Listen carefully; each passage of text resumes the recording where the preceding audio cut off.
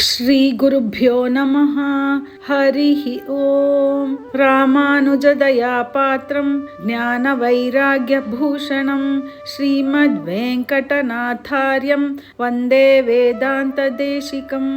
ರಾಮಾಯ ರಾಮಭದ್ರಾಯ ರಾಮಚಂದ್ರಾಯ ವೇದಸೆ ರಘುನಾಥಾಯ ನಾಥಾಯ ಸೀತಾಯ ಪತಯೇ ನಮಃ. ಎಲ್ಲರಿಗೂ ಮಾಮಿ ಸ್ಟೋರೀಸ್ಗೆ ಸ್ವಾಗತ. ನಾನು ನಿಮ್ಮ ಪ್ರಿಯಾ ಮಾಮಿ.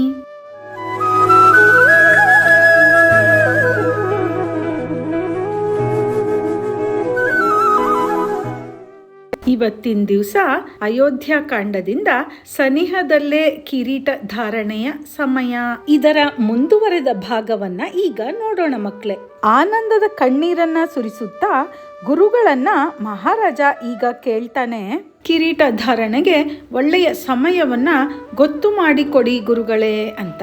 ಗುರು ವಸಿಷ್ಠರು ಈಗಾಗಲೇ ಆ ಕೆಲಸವನ್ನ ಮಾಡಿ ಮುಗಿಸಿರ್ತಾರೆ. ಆದ್ದರಿಂದ ತಕ್ಷಣವೇ ಒಳ್ಳೆಯ ದಿನ ಯಾವತ್ತು ಅಂತ ಹೇಳಿಯೇ ಬಿಡ್ತಾರೆ. ನಾಳಿದ್ದು ರಾಮನ ಕಿರೀಟ ಧಾರಣೆಗೆ ಒಳ್ಳೆಯ ಸಮಯ ಅಂತ ತಿಳಿಸ್ತಾರೆ. ಅದಕ್ಕೆ ಮಹಾರಾಜ, ಸದ್ಯ ತುಂಬ ದಿನ ಕಾಯೋ ಹಾಗೆ ಆಗ್ಲಿಲ್ವಲ್ಲ, ತುಂಬ ಒಳ್ಳೆಯದಾಯ್ತು, ನಾಳಿದ್ದೇ ಇರೋದು ನನಗೆ ತುಂಬ ಸಂತೋಷ ಅಂತ ಸಂತೋಷನ ವ್ಯಕ್ತಪಡಿಸ್ತಾನೆ. ಈಗ ಸಭೆಯಲ್ಲಿ ಎಲ್ಲರೂ ಇದೇ ಮಾತನ್ನ ಆಡಿಕೊಂಡು ಹೊರಗೆ ನಡೀತಾರೆ. ದಶರಥ ಸುಮಂತನನ್ನ ಕರೆದು ಹೇಳ್ತಾನೆ, ಈಗ ರಾಮನ ಪಟ್ಟಾಭಿಷೇಕ ಆಗಿ ರಾಮನನ್ನ ರಾಜನನ್ನಾಗಿ ಮಾಡಬೇಕಲ್ಲ, ಈ ಕಿರೀಟ ಧಾರಣೆಗೆ ಏನೇನು ವ್ಯವಸ್ಥೆ ಮಾಡಿಕೊಳ್ಬೇಕು ಅಂತ ಗುರು ವಸಿಷ್ಠರನ್ನ ಕೇಳಿಕೊಂಡು ಎಲ್ಲ ಏರ್ಪಾಡು ಮಾಡಿಬಿಡು ಅಂತ ಹೇಳ್ತಾನೆ. ಸುಮಂತ ವಸಿಷ್ಠರನ್ನ ಕೇಳಿಕೊಳ್ತಾನೆ, ಕಿರೀಟ ಧಾರಣೆಗೆ ಏನೇನು ವ್ಯವಸ್ಥೆ ಆಗಬೇಕು ಅಂತ ಎಲ್ಲವನ್ನು ಏರ್ಪಾಡು ಮಾಡಿಕೊಳ್ಳೋದಕ್ಕೆ ಹೊರಗೆ ನಡೀತಾನೆ ಸುಮಂತ. ರಾಮನಿಗೆ ಪಟ್ಟಾಭಿಷೇಕ ಆಗತ್ತೆ, ಅವನೇ ಇನ್ನು ಮೇಲೆ ರಾಜ, ನಾಳಿದ್ದು ಕಿರೀಟ ಧಾರಣೆ ಆಗತ್ತೆ ಅಂತ ಕೇಳಿ ತುಂಬಾ ಸಂತೋಷವಾಗಿ ಕುಣಿದಾಡ್ತಾರೆ ಅಯೋಧ್ಯೆಯ ಜನ. ದಶರಥ ರಾಜನಿಗೆ ತಕ್ಕ ಮಗನೇ ಆಗಿದ್ದಾನೆ ಶ್ರೀರಾಮ. ಇನ್ನು ಮೇಲೆ ನಾವು ರಾಮರಾಜ್ಯವನ್ನ ನೋಡಬಹುದು. ಇನ್ನು ಮೇಲೆ ನಮಗೆಲ್ಲ ರಾಮನೇ ರಾಜ ಅಂತ ಸಂಭ್ರಮದಿಂದ ಕುಣಿದಾಡ್ತಾರೆ ಜನರು.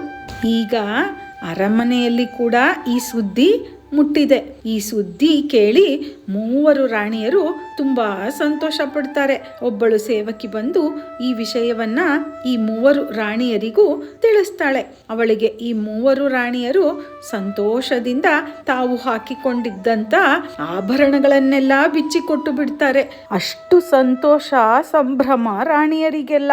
ಈಗ ರಾಮನಿಗೆ ಪಟ್ಟಾಭಿಷೇಕ ಆಗೋದು ಒಂದೇ ಬಾಕಿ. ಅದಕ್ಕೆ ಮುಂಚೆ ಅವರ ಸೂರ್ಯವಂಶದ ಸಂಪ್ರದಾಯದ ಪ್ರಕಾರ ಗುರುಗಳಿಂದ ಸೀತಾರಾಮರಿಗೆ ಉಪದೇಶ ಕೂಡ ಆಗಬೇಕಾಗಿದೆ. ಈಗ ಅವರು ಹೇಗೆ ನಡ್ಕೋಬೇಕು ರಾಜ ಆದ್ಮೇಲೆ ಅಂತ ಗುರುಗಳು ಉಪದೇಶ ಮಾಡಬೇಕಾಗಿದೆ. ಈಗ ಗುರು ವಸಿಷ್ಠರು ಕೂಡ ಬಂದಾಯ್ತು. ಗುರುಗಳಿಗೆ ರಾಮ ಸೀತೆ ಇಬ್ಬರು ನಮಸ್ಕಾರ ಮಾಡ್ತಾರೆ. ವಸಿಷ್ಠರು ರಾಮನಿಗೆ ಹೇಳ್ತಾರೆ, ಮಗು, ರಾಜ ಆಗಿರೋದು ಸುಲಭದ ಕೆಲಸ ಅಲ್ಲ, ಅದೊಂದು ಸವಾಲಿನ ಕರ್ತವ್ಯ. ಅಂದ್ರೆ ಚಾಲೆಂಜಸ್ ಜಾಸ್ತಿ ಬರ್ತಾನೆ ಇರತ್ತೆ. ನಿಜವಾದ ರಾಜ ಅಂದ್ರೆ ಪ್ರಜೆಗಳನ್ನ ಆಳುವವನು ಆಗಿರ್ಬಾರ್ದು, ಅಂದ್ರೆ ಪ್ರಜೆಗಳ ಸೇವಕನು ಆಗಿರ್ಬೇಕು. ಯಾವಾಗ್ಲೂ ಮಂತ್ರಿಗಳ ಮಾತುಗಳಿಗೆ ಕಿವಿ ಕೊಡ್ಬೇಕು. ಆಸ್ಥಾನದ ಪಂಡಿತರನ್ನ ಮತ್ತೆ ಸದಸ್ಯರನ್ನ ಉಪೇಕ್ಷೆ ಮಾಡಬಾರ್ದು, ಅವ್ರನ್ನ ಕೇರ್ಲೆಸ್ ಮಾಡಬಾರ್ದು. ಅವರು ಹೇಳಿದ್ರಲ್ಲಿ ನ್ಯಾಯ ಇದ್ರೆ ಅವರ ಮಾತನ್ನ ಕೇಳಲೇಬೇಕಾಗತ್ತೆ. ಅವರೆಲ್ಲ ನಿನ್ನ ಕಣ್ಣು ಮತ್ತು ಕಿವಿಗಳು ಅಂತ ತಿಳಿದುಕೋ. ಅಂದ್ರೆ ನಿನ್ನ ಕಣ್ಣು ಮತ್ತೆ ಕಿವಿ ನಿನಗೆ ಎಷ್ಟು ಮುಖ್ಯ ಅಲ್ವಾ, ಅದೇ ತರ ಆಸ್ಥಾನದ ಪಂಡಿತರು ಕೂಡ ಅಷ್ಟೇ ಮುಖ್ಯ ಅನ್ನೋದನ್ನ ನೀನು ತಿಳ್ಕೊಂಡಿರ್ಬೇಕು. ಎಲ್ಲರ ಮೇಲೆ ಕರುಣೆ ಇರಲಿ. ಕರುಣೆ ಅಂದ್ರೆ ಕಂಪ್ಯಾಷನ್ ಅಥವಾ ಮರ್ಸಿ ಅಂತ ಆಗುತ್ತೆ ಮಕ್ಕಳೇ. ಎಲ್ಲರ ಮೇಲೆ ಪ್ರೀತಿ ವಾತ್ಸಲ್ಯ ಇರಲಿ. ನ್ಯಾಯ ಅನ್ನೋದು ಬಡವರಿಗೂ ಸಿಗಬೇಕು. ನ್ಯಾಯ ಅನ್ನುವಂಥದ್ದು ಬರೀ ಶ್ರೀಮಂತರ ಸ್ವತ್ತು ಅಂತ ಆಗಬಾರ್ದು. ಯುದ್ಧ ಮಾಡ್ಬೇಕಾದ್ರೆ ಅದರ ನಾಯಕತ್ವವನ್ನ ನೀನೇ ವಹಿಸ್ಕೊಳ್ಬೇಕು. ಅಂದ್ರೆ ಸೇನೆಗೆ ನೀನೇ ಲೀಡರ್ ಆಗ್ಬೇಕು ಅಂತ. ಆಮೇಲೆ ಗುರುಗಳು ರಾಣಿ ಆಗಬೇಕಾಗಿರುವ ಸೀತೆಗೆ ಹೇಳ್ತಾರೆ, ನೀನು ರಾಮನ ಎಲ್ಲಾ ಕೆಲಸಗಳಿಗೂ ಪ್ರೋತ್ಸಾಹ ಕೊಡ್ಬೇಕು. ಪ್ರೋತ್ಸಾಹ ಅಂದ್ರೆ ಎನ್ಕರೇಜ್ಮೆಂಟ್ ಅಂತ ಅರ್ಥ. ಅವನ ನೆರಳಿನ ಹಾಗೆ ನೀನು ಸಹಾಯ ಮಾಡಬೇಕು. ಆಗ ಈ ರಾಜ್ಯದ ಎಲ್ಲಾ ಜನರು ತುಂಬಾ ಸಂತೋಷವಾಗಿ ಇರ್ತಾರೆ. ಅವರೆಲ್ಲರ ಶುಭ ಹಾರೈಕೆ ಕೂಡ ನಿಮಗೆ ತುಂಬಾ ಮುಖ್ಯ ಆಗತ್ತೆ. ನೀವಿಬ್ರು ತುಂಬಾ ಸಂತೋಷವಾಗಿ ರಾಜ ರಾಣಿಯರಾಗಿ ಜೀವನ ನಡೆಸಿ ಅಂತ ಆಶೀರ್ವಾದ ಕೂಡ ಮಾಡ್ತಾರೆ ಗುರುಗಳು. ಗುರುಗಳ ಉಪದೇಶವನ್ನ ಶಾಂತವಾಗಿ ಶ್ರದ್ಧೆಯಿಂದ ಕೇಳ್ಕೊಳ್ತಾರೆ ರಾಮ ಸೀತೆಯರು. ಮತ್ತೆ ಗುರುಗಳಿಗೆ ನಮಸ್ಕಾರ ಮಾಡಿ ಎದ್ದು ಮುಂದಿನ ಕೆಲಸಕ್ಕೆ ಹೊರಡ್ತಾರೆ. ಇದರಿಂದ ನಾವೇನ್ ತಿಳ್ಕೊಬಹುದು ಅಂದ್ರೆ ಮಕ್ಕಳೇ, ನಾವು ಎಷ್ಟೇ ದೊಡ್ಡ ಸ್ಥಾನಕ್ಕೆ ಏರಿದ್ರೂನು ದೊಡ್ಡವರ ಮಾತುಗಳನ್ನ ನಾವು ಕೇಳಲೇಬೇಕು. ಗುರು ಹಿರಿಯರಿಗೆ ಯಾವತ್ತೂ ಮರ್ಯಾದೆ ಕೊಡಲೇಬೇಕು. ಅವರು ಹೇಳಿದಂತೆ ನಡೆಯಲೇಬೇಕು ಅನ್ನೋದನ್ನ ಶ್ರೀರಾಮಚಂದ್ರ ನಮ್ಗೆ ಎಷ್ಟು ಚೆನ್ನಾಗಿ ತೋರಿಸಿಕೊಟ್ಟಿದ್ದಾನೆ ಅಲ್ವಾ ಮಕ್ಕಳೇ. ನಾವು ಏನನ್ನೋ ಸಾಧಿಸಿ ಬಿಟ್ವಿ, ನಮ್ಮಷ್ಟು ಬುದ್ಧಿವಂತರು ಯಾರೂ ಇಲ್ಲ.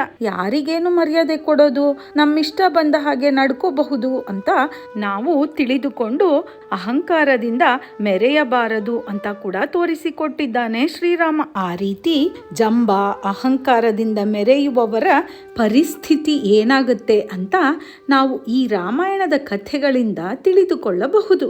ಮುಂದೆ ಏನಾಗುತ್ತೆ ಅನ್ನೋದನ್ನ ಮುಂದಿನ ವಿಡಿಯೋದಲ್ಲಿ ನೋಡೋಣ ಮಕ್ಕಳೇ. ಈಗ ರಸಪ್ರಶ್ನೆಯನ್ನ ನೋಡೋಣ ಅಲ್ವಾ. ನೀವೆಲ್ಲ ತಯಾರಾಗಿದ್ದೀರಾ ತಾನೆ? ಪ್ರಶ್ನೆ 1.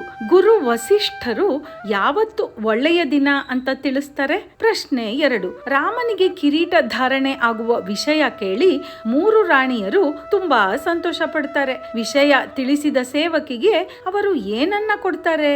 ಪ್ರಶ್ನೆ 3. ಸೂರ್ಯವಂಶದ ಸಂಪ್ರದಾಯದ ಪ್ರಕಾರ ರಾಜ ರಾಣಿ ಆಗುವವರಿಗೆ ಯಾರಿಂದ ಉಪದೇಶ ಆಗಬೇಕು? ಪ್ರಶ್ನೆ 4. ಗುರು ವಸಿಷ್ಠರು ರಾಮನಿಗೆ ಏನಂತ ಉಪದೇಶ ಕೊಡ್ತಾರೆ? ಪ್ರಶ್ನೆ 5. ಗುರುಗಳು ಸೀತೆಗೆ ಏನಂತ ಉಪದೇಶ ಮಾಡ್ತಾರೆ? ಪ್ರಶ್ನೆ 6. ಇವತ್ತಿನ ಕಥೆಯಲ್ಲಿ ನೀವು ಯಾವ ಯಾವ ನೀತಿ ಪಾಠಗಳನ್ನ ಕಲಿತುಕೊಂಡ್ರಿ ಮಕ್ಕಳೇ? ಎಲ್ಲಾ ಪ್ರಶ್ನೆಗಳಿಗೂ ನಿಮಗೆ ಉತ್ತರ ಗೊತ್ತಿದೆ ಅಲ್ವಾ ಮಕ್ಕಳೇ?